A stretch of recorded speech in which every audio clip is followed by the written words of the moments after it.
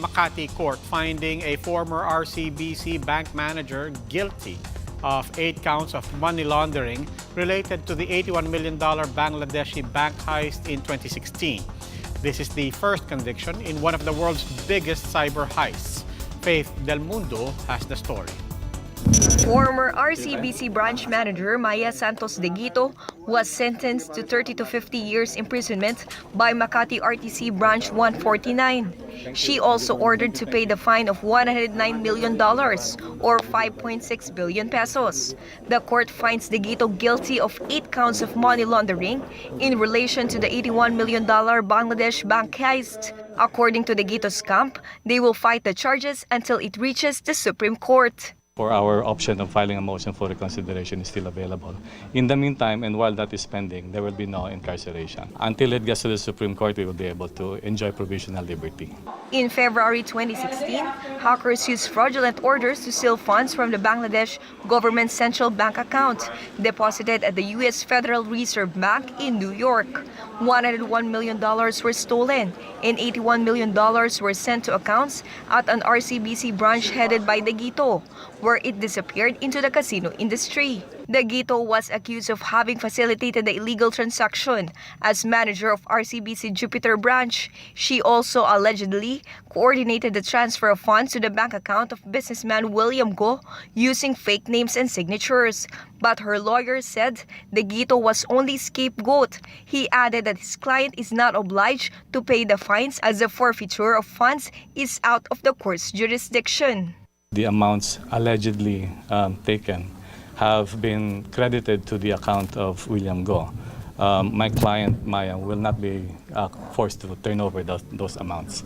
The judge noted that the prosecution failed to prove that the amounts ended up in Maya's account, and therefore she's not liable to turn over those amounts.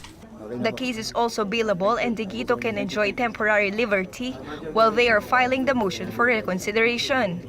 The Bangladesh government, meanwhile, is calling the government to expedite the cases against other RCBC bank officials who it says were involved in the heist.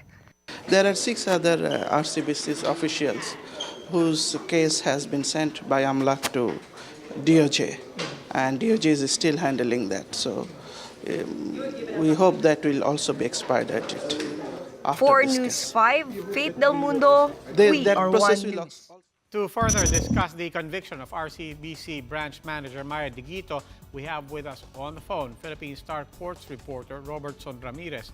Robertson, were you there during the promulgation of the sentence, and how did Maia Deguito and her camp react to the decision? All right.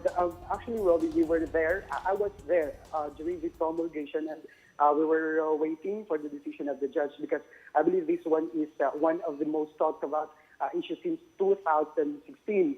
And now, as far as Deguito's reaction, she was actually speechless shortly after the decision came out. But her camp, particularly Attorney Demetrio Custodio, was a bit optimistic, and he remains confident that Deguito will not be put behind bars.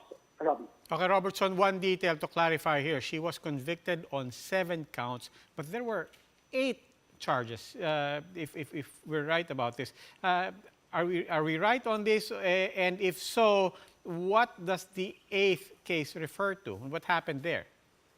Oh, actually, let me clarify that. There were actually 9 counts, and 8.